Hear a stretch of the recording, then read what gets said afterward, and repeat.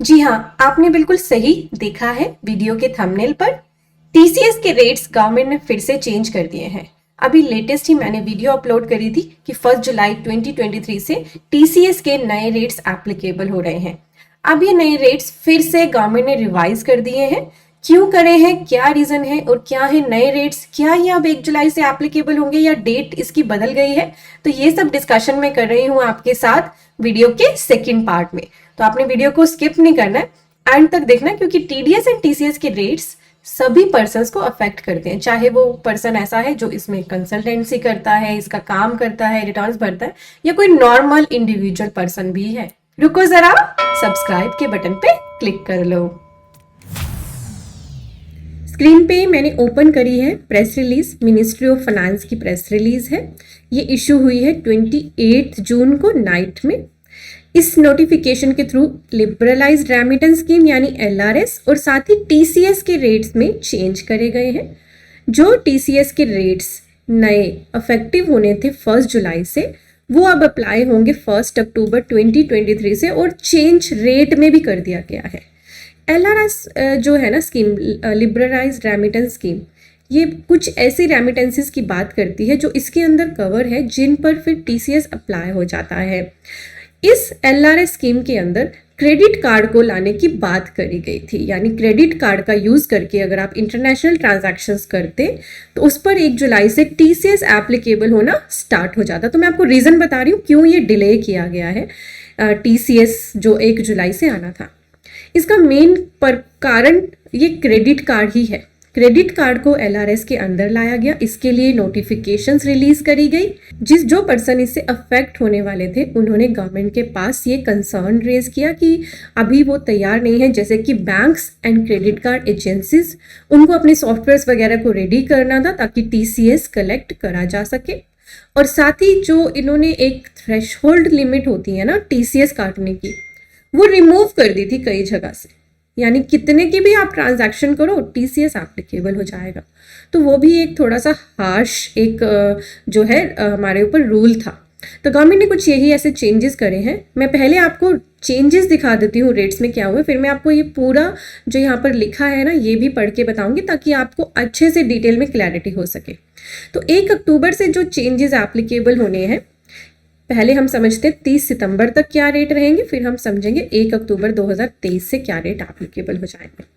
तो 30 सितंबर तक अगर आप फॉरेन रेमिटेंस करोगे for education and that is financed by the loan, education के लिए पैसा बाहर भेज रहे हो, पैसा कैसे लिया गया है, फाइनेंस्ड बाय द लोन, तो इस पर कोई टीसीएस नहीं लगता। अगर ये अमाउंट है 7 लाख, यानी इसमें 7 लाख की थ्रेशहोल्ड है, और 7 लाख से अबव पर 0.5% टीसीएस कलेक्ट कर लिया जाता है।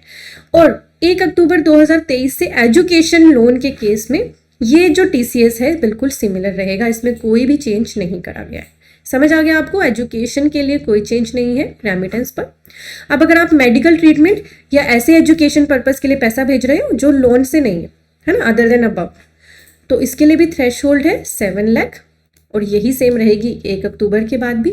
और 7 लाख से ऊपर यहाँ पे 5% का टीसीएस एप्लीकेबल होगा, और यही सेम होगा 1 अक्टूबर 2023 से भी, यानी यहाँ भी पूरे साल कोई चेंज नहीं होगा। अब बात करते हैं LRS for other purposes. Other purposes के लिए जो एलआरएस में कवर पर्पजेस हैं, उन केसेस में अगर आप रेमिटेंस कर रहे हो फॉरेन में, तो यहाँ पर आपके लिए निल है टीसीएस 7 लाख तक। 7 लाख से अबव होते ही 5% टीसीएस कलेक्ट करा जाता है।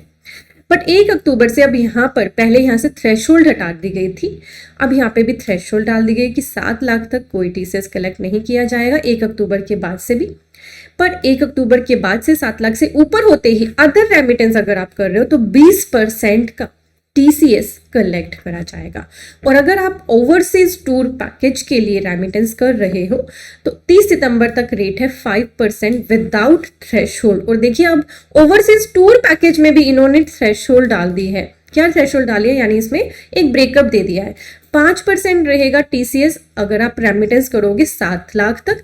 7 लाख से ऊपर होते ही 20% का टीसीएस कलेक्ट करा जाएगा पहले जो 1 जुलाई से रेट आ रहे थे वो यहाँ पर सीधा 20% विदाउट एनी थ्रेशोल्ड कर दिया गया था। तो थोड़ा सा ये रिलीफ मिला है। जो पर्सन्स ओवरसीज घूमना चाहते हैं, टूर का पैकेज लेना चाहते हैं, तो उनको कुछ रिलीफ दिया है कि टीसीएस तो कटेगा, कलेक्ट तो होगा, पर रेट 5% होगा 7 लाख तक। 7 लाख से ऊपर जो रेमिटेंस होगी उस पर 20% होगा।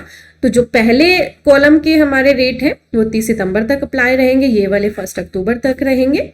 And there shall be no TCS on expenditures under LRS under clause 1 of subsection 1G for the first 7 lakh irrespective of the purpose. तो टीसीएस जो है एक्सपेंडिचर्स पे अंडर एलआरएस, उनके लिए भी जो थ्रेशोल्ड है वो 7 लाख रहेगी इरिस्पेक्टिव ऑफ द पर्पस। तो अब हम समझते हैं कि यहाँ पर अब रीजंस क्या क्या दिए हैं। अब आपको अच्छे से अंडरस्टैंडिंग होगी।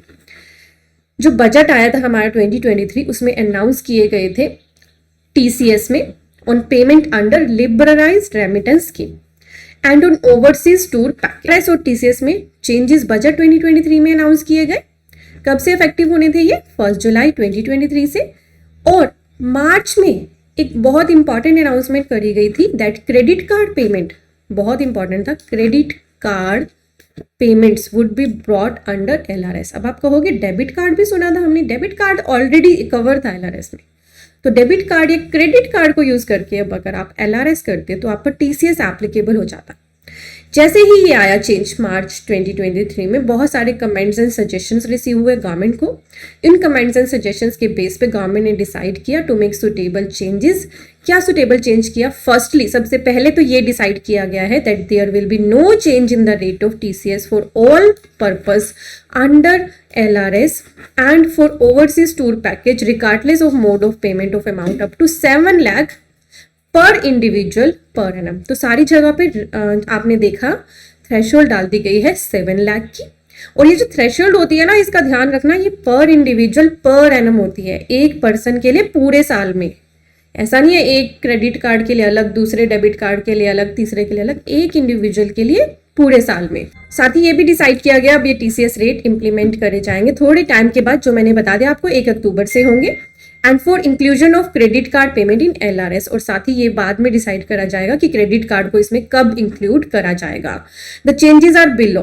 तो चेंजेस कैसे किए गए हैं? जो सेक्शन 206(1)(G है जो इस टीसीएस की बात करता है on foreign remittance and overseas tour package, उसमें चेंज करा जाएगा। Through the finance act amendments were carried in this section.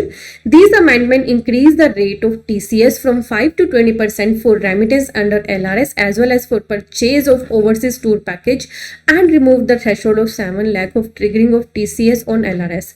These two changes are not applicable when the remittance is for education and medical. तो 1 जुलाई से ये आना था, but अब government ने इसको चेंज कर दिया, जो मैंने आपके साथ रिवाइज टेबल डिस्कस करी है। तो गवर्नमेंट ने जो नोटिफाई करी थी फॉरेन एक्सचेंज मैनेजमेंट रूल्स 2023 की एक ई गैजेट नोटिफिकेशन 16 मई की, उसे रिमूव कर रहे हैं differential treatment of credit card versus other modes of drawal के लिए।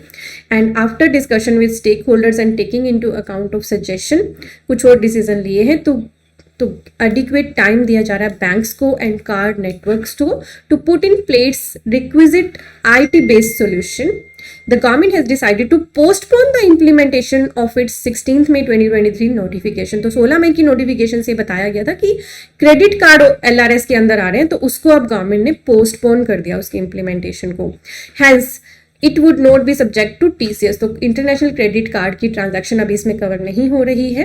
जो प्रेस रिलीज है इसकी उसे सस्पेंड कर दिया गया है। और थ्रेशोल्ड जो है 7 लाख पर फाइनेंशियल ईयर पर इंडिविजुअल एप्लीकेबल कर दिया गया है for TCS on all category of LRS payment through all mode of payment regardless for the purpose. तो वो मैंने आपको नीचे बता ही दिया। और ये जो रेट्स हैं ये एप्लीकेबल होंगे 1 अक्टूबर 2023 से।